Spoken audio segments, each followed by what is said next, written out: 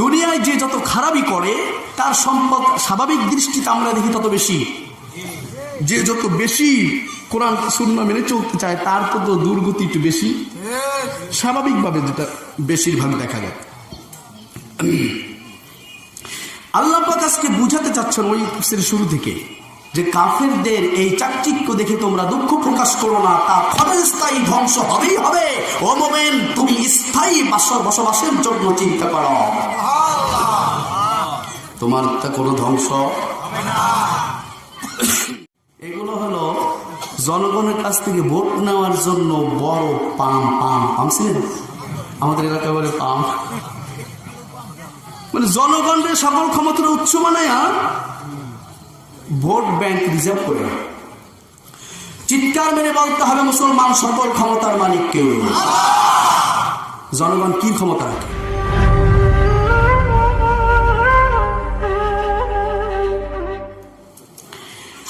গতদিনের সে আলোচনার সাথে আজকের শুরুর দিকের প্রায় 4টি আয়াতের আলোচনা খুবই সম্পর্কযুক্ত। আগের আয়াতের থেকে আলোচনা একটু না শুনে আসলে আমাদের আজকের প্রথম দিকের এই 4টা আয়াত আমাদের বুঝতে কষ্ট হবে। এজন্য গতদিন যা আপনারা শুনেছেন সেখান থেকেই আমি আপনাদের 2-3 মিনিটের ভিতরে মূল বক্তব্যটা নিয়ে এসে আমি এখান থেকে তাফসীর শুরু করব বোঝার সুবিধার জন্য। প্রিয় ভাইরা, আপনারা শুনেছেন গতদিনের মাঝের দিকে শুনেছেন মক্কার কাফেররা মুমিন যারা ছিল, মুমিনদের মধ্যে যারা গরিব ছিল, মক্কার ধনী কাফের গোষ্ঠী ওরা এই গরিব মুসলমানদের কাছে বসতে নবীর কাছে আপত্তি পেশ করেছিল। শুনছেন না? আপত্তি পেশ করেছে। নবী মুহাম্মদুর রাসূলুল্লাহ সাল্লাল্লাহু আলাইহি ওয়াসাল্লাম এতে ব্যথিত হচ্ছেন। সাহাবীরা যখন মানুষ বসা একটা মজমা মিলছে, এই সময় কাফেররা এসে বলে যে এই সমাজের ওই গরিব মানুষ, ও এই শ্রেণীর, ও সেই শ্রেণীর, ওর সমাজে মূল্যায়ন নাই, এদের পাশে বসলে আমাদের ইজ্জতের হানি হয়, এদেরকে সরাইয়া দাও, এরপরে আমরা তোমার সাথে বসে কথাবার্তা বলি, কোরআনের কথা শুনি। আল্লাহ পাক রব্বুল আলামিন ওদের এই ধৃষ্টতাকে সহ্য করতে পারলেন না।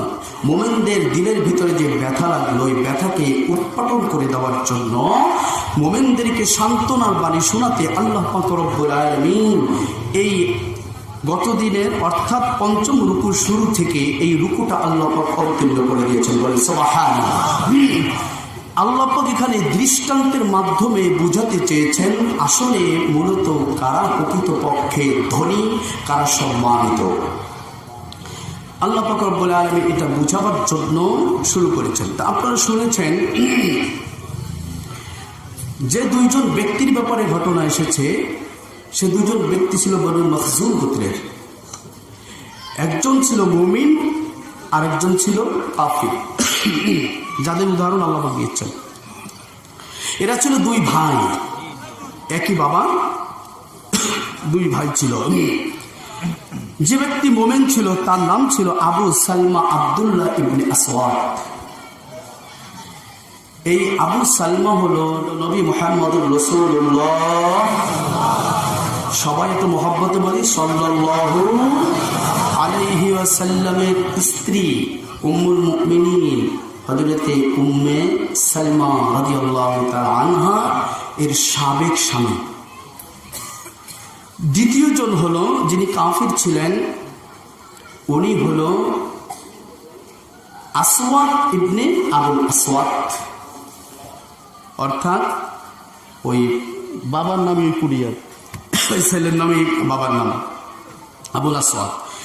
এই আসওয়াদ একজনের নাম, আর একজন হলো আবু সালমা। এই 2 ভাই, এই বাবা মৃত্যুবরণ করার পর অর্থাৎ আবুল আসওয়াদের মৃত্যু হলে এই 2 ভাই তার বাবার সম্পত্তি পায়, প্রতিজনে 8000 স্বর্ণমুদ্রা করে পায়। শুনছেন না? এখান থেকে প্রতিজন মোমেন যিনি, তিনি এখান থেকে 1000 করে আল্লাহর রাস্তায় দান করতে থাকে। আর কাফের যে সে তার নিজের দুনিয়ার সম্পত্তি জোগাড় করতে থাকে। কাফের যে সে কি করছে, 1000 স্বর্ণমুদ্রা তিনি দিয়ে বিশাল বাগান বাড়ি কিনছে। ওই সময় মোমেন ব্যক্তি সে 1000 স্বর্ণ মুদ্রা আল্লাহর রাস্তায় দান করে দিয়ে বলছে, আল্লাহ গো, আমার ভাই তো 1000 স্বর্ণ মুদ্রা দিয়ে দুনিয়ার জায়গা কিনেছে, আমি 1000 টাকা তোমার রাস্তায় দান করে জান্নাতের বাগান কিনে নিলাম। এরপরে ওই ভাই 1000 টাকা দিয়া, 1000 স্বর্ণ মুদ্রা দিয়া বাড়ি ঘর করছে, সামান জোগাড় করছে, আসবাব বাড়ি সুন্দর করছে। এবার ওই ভাই, মোমেন ভাই, সে 1000 স্বর্ণ মুদ্রা আল্লাহর রাস্তায় দান করে বলছে, মাবুদ গো, দুনিয়ার এই তুচ্ছ বাড়ি ঘরে আমার দরকার নেই, আমি জান্নাতের বালাখানাকে ক্রয় করে নিলাম। আসতে বলেন কেন?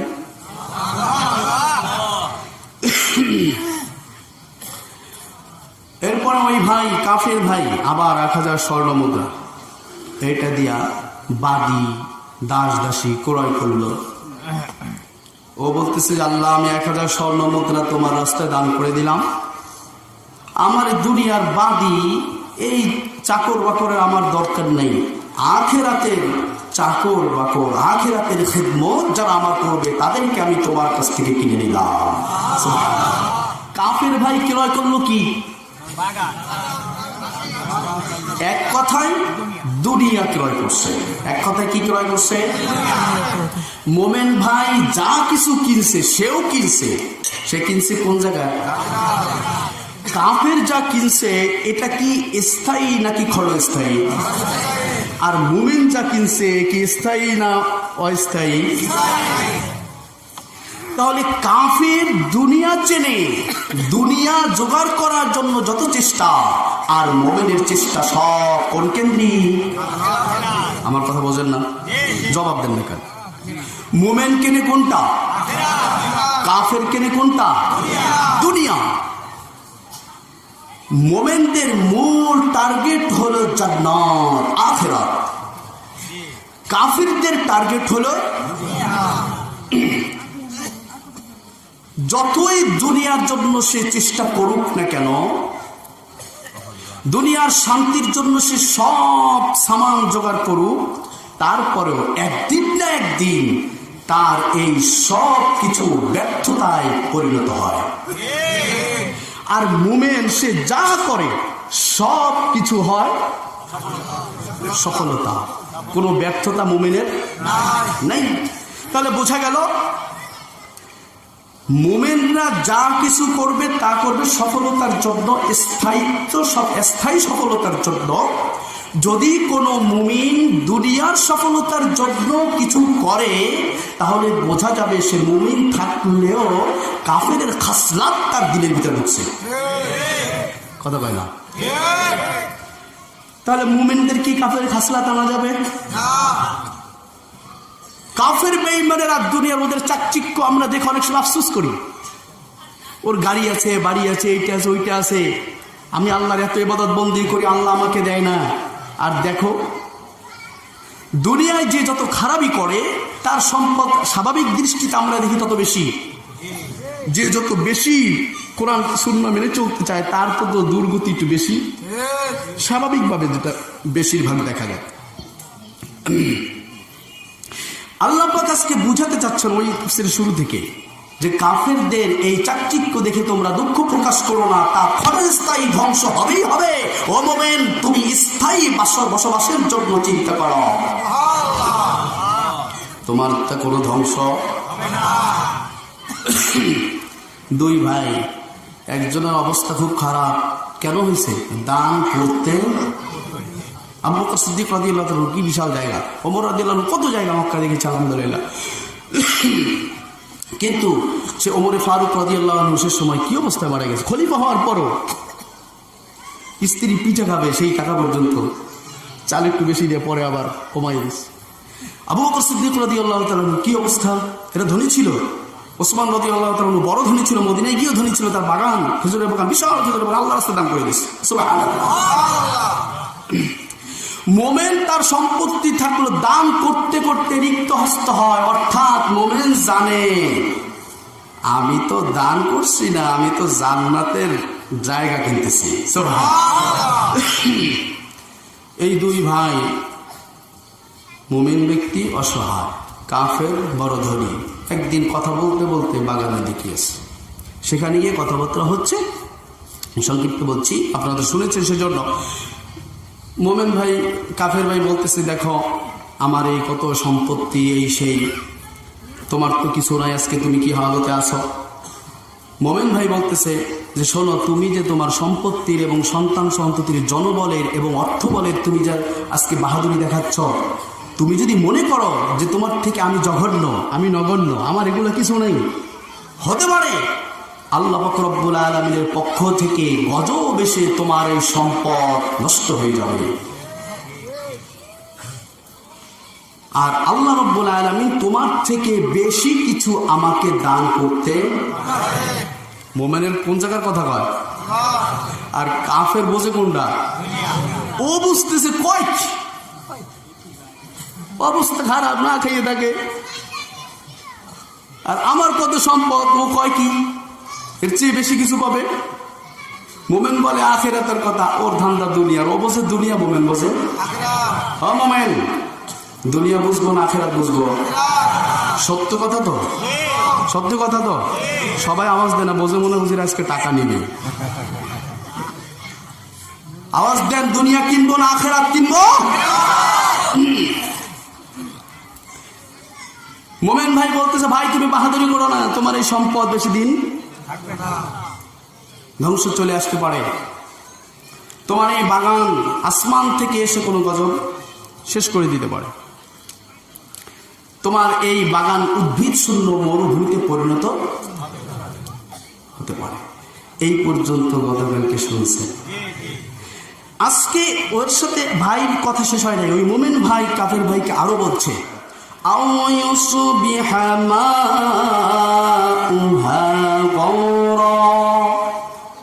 ও ভাই,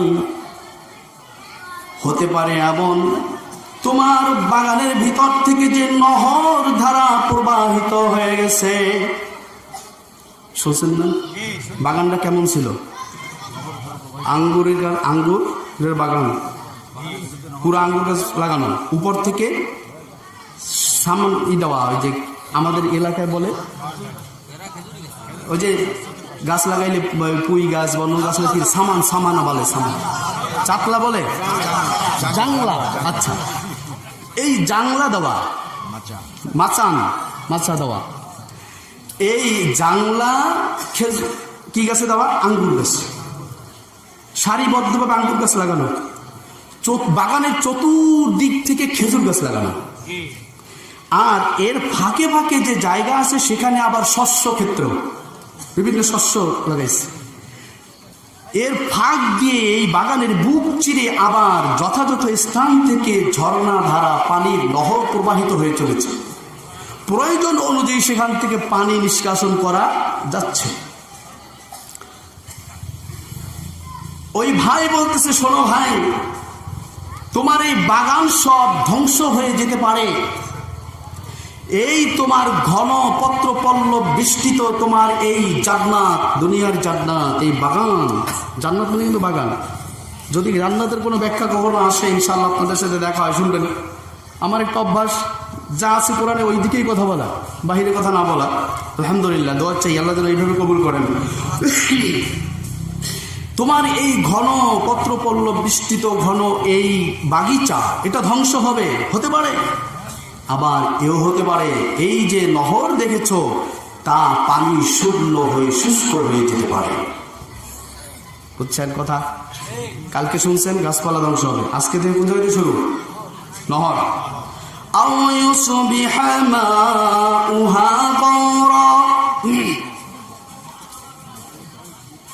এই যে বাগানের বুক চিরে যে পানি তুমি দেখতে পাচ্ছ, এই পানিও শুষ্ক হয়ে যেতে পারে।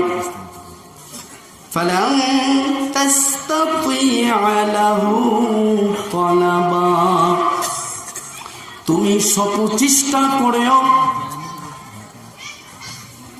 তুমি বিভিন্ন বৈজ্ঞানিক পদ্ধতি অবলম্বন করেও এমন হতে পারে তোমার এই বাগানে নিষ্কাশন করার মতো পানি তুমি খুঁজে পাবে না। এরপরে ভাইয়েরা বলো, এরপর আল্লাহ পাক বলছেন ওয়া উহিতা বিসামারিহি, অতঃপর তার সেই ফলের বাগানে বিপদ, ফলের বাগানে এসে আসমান থেকে বিপদ এসে ঘেরাও করে ফেললো, ধ্বংস করে ফেললো সেই ফলের বাগান। আর তার ভাই তা দেখে ফাআসবাহা ইউকাল্লিবু কাফাইহি আলা মা আনফাকা ফিহা, তার যে সম্পদ ছিল, বুঝেন, খেজুর গাছ লাগালো, আঙ্গুরের গাছ, ভিতরে শস্য, প্রচুর পরিমাণ সার দিছে,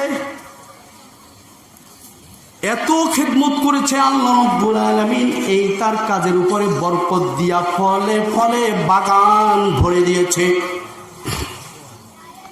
এখানে সে অনেক সম্পদ বিনিয়োগ করেছে। তাহলে বোঝা গেল কি, এই ফলই শুধু ধ্বংস হয়নি, যা বিনিয়োগ করছে সেই সম্পদও। গতকালকে শুনছেন যে সামার বলতে আগে আয়তে চলে গেছে, আল্লাহ পাক বুঝিয়েছেন শুধুমাত্র এই ফল নয়, সামার বলতে আল্লাহ পাক রব্বুল আলামিন বুঝিয়েছেন তার সকল সম্পদ। আজকেও আল্লাহ সে কথা বলছেন উহিতা বিসামারিহি, তার সেই সম্পদ গ্রাস করে ফেললো, ধ্বংস করে ফেললো, চতুর্দিক থেকে বেষ্টনী দিয়া আঘাত হেনে একেবারে মিটাইয়ে দিল। তাহলে এই জায়গায় শুধুমাত্র ফসল মিটে নেই, তার বিনিয়োগকৃত যে টাকা তাও গেছে, লাভ তো হয় নাই, মূলধন।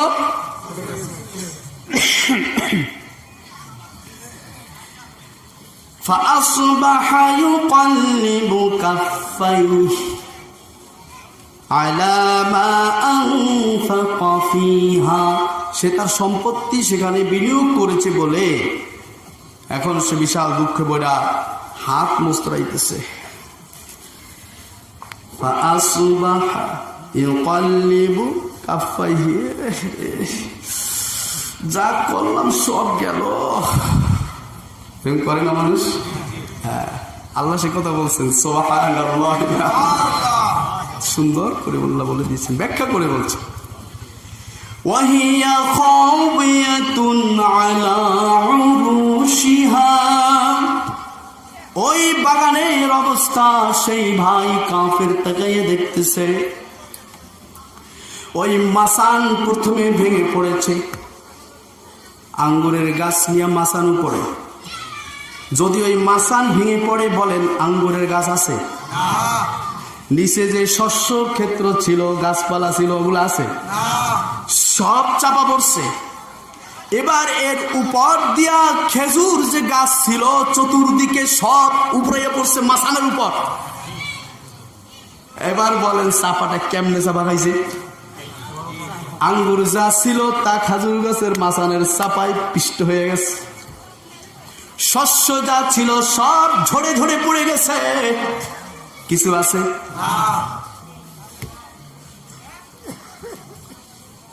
এই বাগানের পরিস্থিতি ওই ভাই দেখল।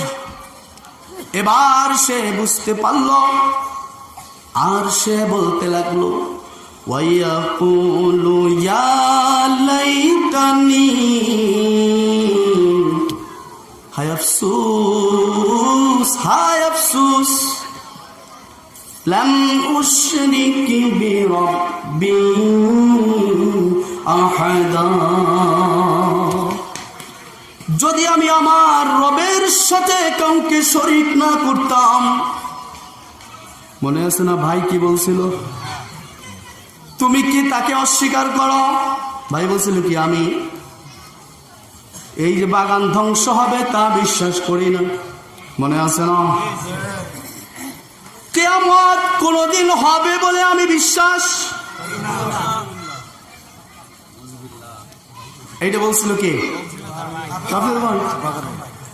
বাগানওয়ালা।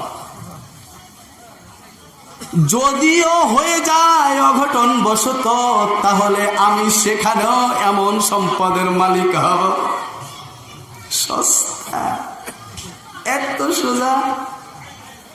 ভাই কি বলেছিল? ভাই তুমি কেন বাগানে ঢুকে তুমি বলো নাই মাশা আল্লাহু লা কুওয়াতা ইল্লা বিল্লাহ? যা করেন সব কার পক্ষ থেকে হয়? সব আল্লাহর ইচ্ছা হয়। তিনি ছাড়া কোনো শক্তি নাই, সামর্থ্য নাই। তুমি এটা কেন বললে না? বলবে কি? ও তো বিশ্বাসই করে না কিয়ামত হবে। ও তো চিন্তা করে এই দুনিয়াটাই সব, যা পেয়েছি দুনিয়ায় ফুর্তি করি। কি মনে হয় আপনাদের কাছে? যারা আলেম ওলামা বুদ্ধি শুদ্ধি একেবারে কম মনে হয়, কিছু বোঝে না। এদের টাকা পয়সা নাই কেন? আলেমদের গায়ে যদি আঘাত করা হয় উল্টা কেন আঘাত করে না? একজন আলেমের যে জনপ্রিয়তা, একজন সাধারণ মানুষের বা রাজনৈতিক অন্য কোনো ব্যক্তিদের এমন জনপ্রিয়তা আছে? যে ব্যক্তি আওয়ামী লীগের নেতা তাকে মহাব্বত করে আওয়ামী লীগের, যে ব্যক্তি বিএনপির নেতা তাকে মহাব্বত করে বিএনপির, আর যে ব্যক্তি আলেম তিনি সর্বজন স্বীকৃত মহাব্বতের মানুষ হয়। কথা ঠিক কিনা? আমাদের মসজিদে মাহফিলে সব কি এক শ্রেণীর মানুষ? মহব্বত করে না, মুসল্লিরা মহব্বত করে না। কমিটির মধ্যে কত দলের, কিন্তু সব ঘুরে ফিরে হুজুরে ভিন্ন দৃষ্টিতে দেখে। জনপ্রিয়তার দিক থেকে আলেমরা কোনো অংশে কম নয়। একজন আলেমকে একজন সন্ত্রাসী যত মহব্বত করে অন্য কাউকে এত করে না। সন্ত্রাসী সন্ত্রাস করে এসে হুজুরের পাও দিয়ে কান্দে। তারপরও কেন তারা বাহাদুরি দেখায় না? একটা দিলে কেন ফিরতি একটা দিতে যায় না? বলে মাফ করে দিলাম। কারণ কি বলেন? কারণ কি? আখিরাতের ভয়। কত মানুষ আলেমদের সাথে বেয়াদবি করে আবার এসে পা ধরে অন্ধকারে মাফ চায়, হুজুর বিপদে পড়ে গেছি, বুঝতে পারছি, মাফ করে দেয়। হয় কি হয় না? বেয়াদবি করে আবার ক্ষমা চায়, বুঝে ভুল করছে। এই ব্যক্তিও বুঝতে পারছে দুনিয়ার সম্পদ পেয়ে মাথা নষ্ট হয়ে গেছিল, আল্লাহকে চিনে নাই, আখিরাতকে বিশ্বাস করে নাই, যেমনে মন চাইছে তাই করছে। এবার যখন বুঝে আসছে তখন বলতেছে হায় আফসোস যদি আমি শিরিক না করতাম। কিয়ামত হবে, আল্লাহ শক্তিধর, তিনি ক্ষমতা রাখেন, সকল ক্ষমতার উৎস তিনি। এটা যদি মনে করতাম, আমি মনে করেছি না, তিনি সকল ক্ষমতার উৎস নন, সকল ক্ষমতার উৎস হলো জনগণ। আল্লাহ মাফ করে বলেন আমিন। এগুলো হলো জনগণের কাছ থেকে ভোট নেওয়ার জন্য বড় পাম ছিলেন আমাদের এলাকায় বলে পাম, মানে জনগণের সকল ক্ষমতার উৎস বানায় ভোট ব্যাংক রিজার্ভ করে।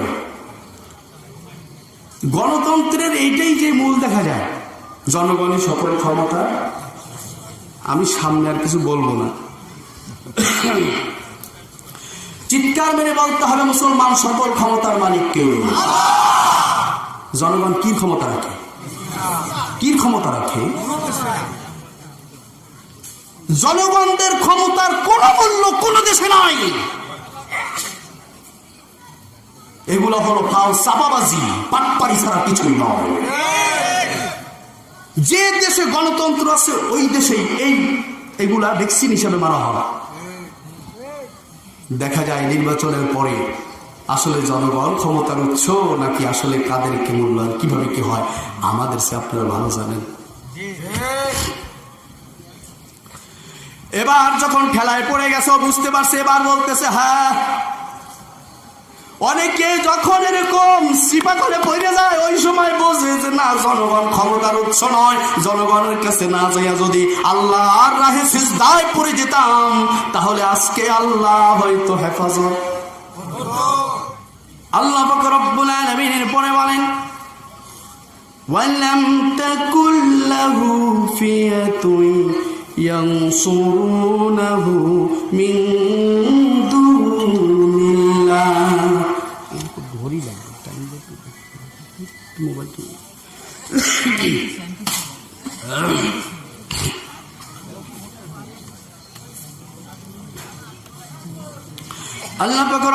আলামিন বলেন, ওই ব্যক্তি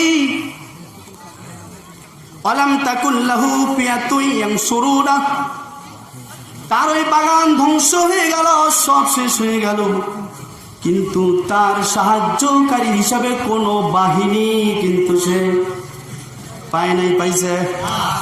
পায় নাই। জনগণ সকল ক্ষমতার উৎস, আল্লাহর ক্ষমতা নাই, বিপদে পড়ে গেছে, কত বাহিনী, কেউ কোনো খবর নাই। এবার বলছে আসলে জনগণ কিছু পারে না, পারে কে?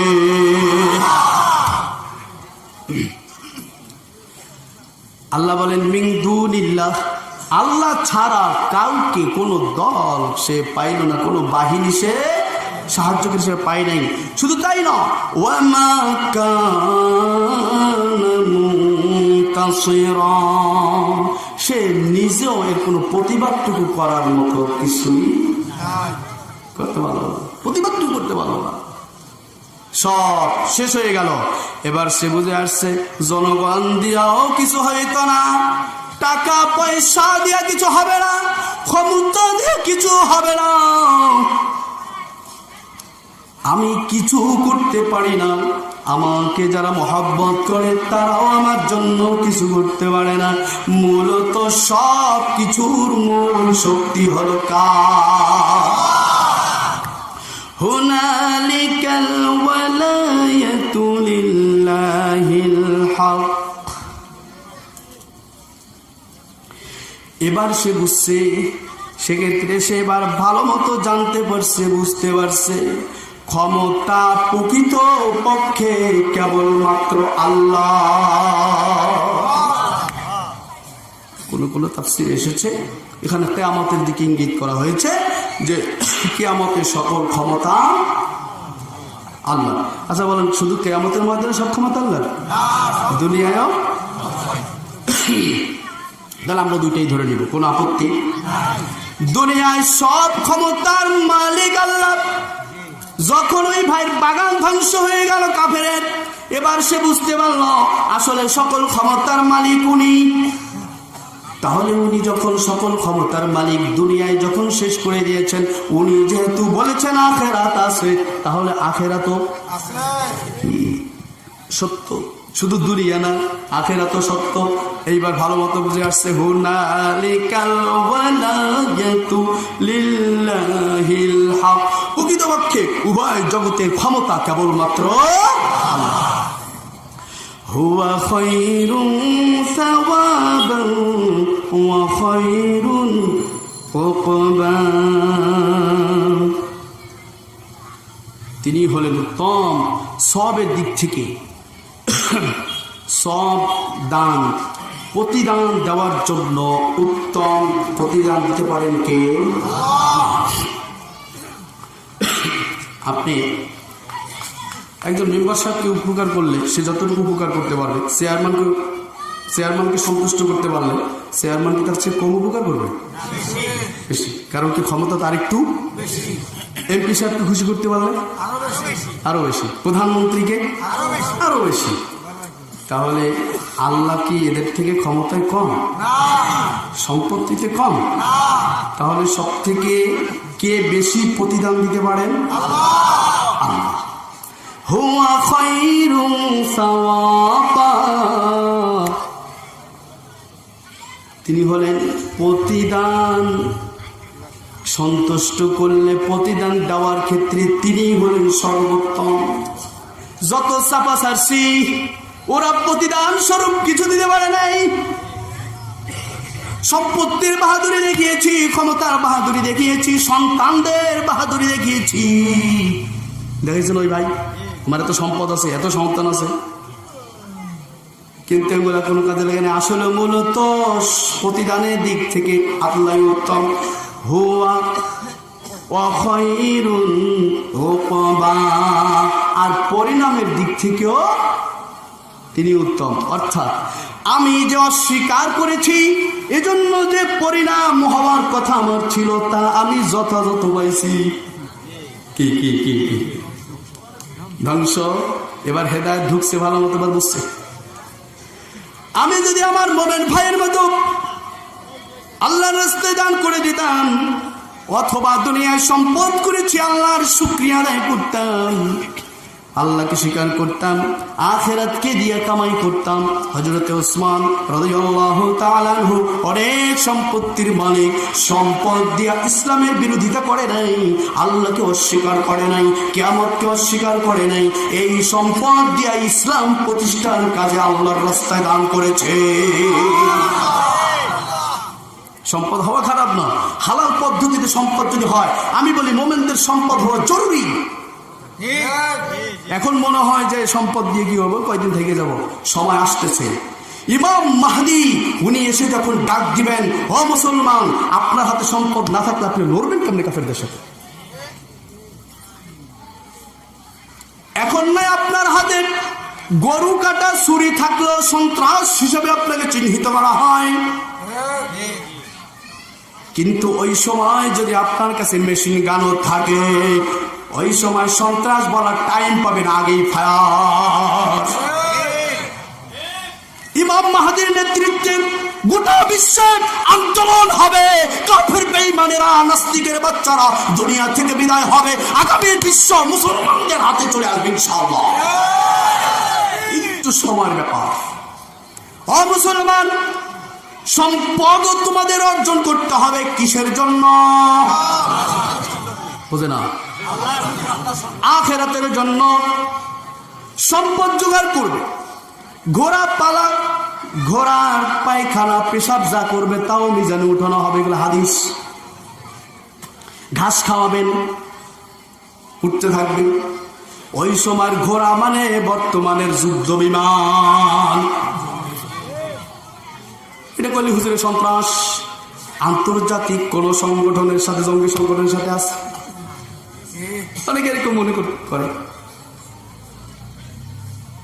এখন এমন হতে পারে ইমাম মাহদি ডাক দিলে সব মুসলমান এক হয়ে যাবে। এখনো যদি সব মুসলমান এক হয়, একটা কাফের মাথা উঁচু করে কথা বলার টাইম পাবে না, সাহস নাই ওদের কথা বলা, ওদের দিলের ভিতরে আসলে সাহস নাই। মোমেনদের কলিজার ভিতরে আল্লাহর ভয় আছে বলে কলিজাটা এত বড়। ওরা মৃত্যুকে ভয় করে, আর মুসলমান মৃত্যুকে খুঁজে বেড়ায়, কখন মৃত্যুটা হবে। মোমেন তো জান্নাতে যাইতে পারে না, শুধু মরে নাই বলে। মৃত্যুবরণ করার সাথে সাথে জান্নাতের সবুজ পথে হইয়া ঘুরবে, আর ইচ্ছা মতো খাবে, আনন্দ করবে। এটি তো সার্থকতা। ঘটনার শুরু থেকে আল্লাহ বুঝান, ও মোমেন মুসলমান, টার্গেট কোথায়? কাফেরদের টার্গেট হলো দুনিয়া, তোমার টার্গেট থাকবে কোথায়? কাফের দুনিয়ার সম্পদ অর্জন করবে, অবৈধভাবে অস্ত্র থেকে বিভিন্ন মঞ্জুরি, সেখান থেকে বিভিন্ন ভাবে খাইয়া টইয়া বিভিন্ন ভাবে পদ্ধতিতে বিশাল সম্পদ অর্জন করবে। কিন্তু মোমেন, তুমি সম্পদ অর্জন করো, আপত্তি নাই, কিন্তু অন্যায় ভাবে নয়, ন্যায় ভাবে তুমি যত পারো সম্পদ অর্জন করো, আর তা দিন প্রতিষ্ঠার জন্য তুমি ব্যয় করতে থাকো। সুবহানাল্লাহ তো বললেন না? সুবহানাল্লাহ। সম্পদ এখন মনে হয় লাগে না, ইসলামের লাগে। এলাকায় মাদ্রাসা খুব জরুরি নাকি লাগে না? এই মাহফিল ঠিকানো জরুরি নাকি জরুরি নয়? তাফসীর মাহফিল দরকার আছে কি নাই? আছে। বর্তমানে প্ল্যাটফর্ম তৈরি করুন, বর্তমানে প্ল্যাটফর্ম তৈরি করুন, প্রস্তুত থাকুন। ডাক আসলে কিন্তু বসে থাকার সুযোগ নাই, ওই সময় কিন্তু সম্পত্তির খুবই প্রয়োজন হবে।